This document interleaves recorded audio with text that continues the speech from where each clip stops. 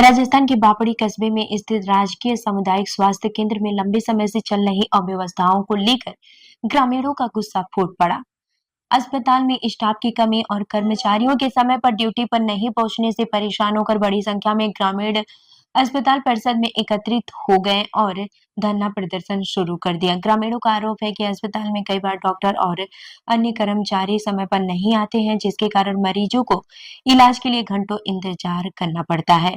कई बार तो मरीजों को बिना इलाज के ही वापस लौटना पड़ता है या फिर मजबूरी में दूर स्थित अस्पतालों का रुख करना पड़ता है।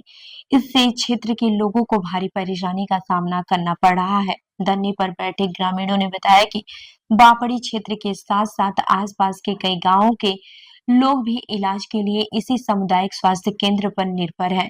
लेकिन अस्पताल में डॉक्टरों, नर्सिंग स्टाफ और अन्य कर्मचारियों की कमी के कारण यहाँ की स्वास्थ्य सेवाएं लगातार प्रभावित हो रही हैं।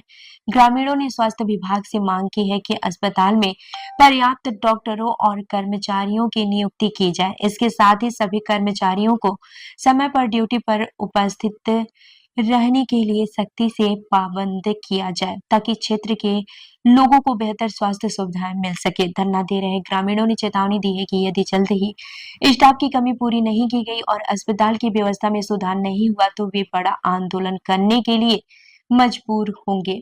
यह है कि अगर मैं लेटेस्ट बात करूं तो कल दिन में पागल कुत्ते ने गांव के कम से कम 5 लोगों को काट लिया गया था। तो सबसे पहले मेरे गांव के राल दिए जो यहाँ आए तो यहाँ हॉस्पिटल बंद मिला तो वो जोधपुर उनको रेफर किया, जोधपुर गए यहाँ से मजबूरी में। पहली बात ये। दूसरी बात सभी ग्रामवासियों की और मेरी तरफ से ये आरोप है या मांग है कि हॉस्पिटल में 2 बजे के बाद यहाँ नियमित रूप से स्टाफ नहीं रहते, ठीक है। इसलिए हम सब की मांग है, आखिर ये मजबूरन यहाँ बैठना इसलिए पड़ा कि नियमित रूप से हमारी डिमांड ये है कि 24 घंटे एक आदमी कम से कम दिन तक जो भी स्टाफ है उनमें से हॉस्पिटल खुला रहे।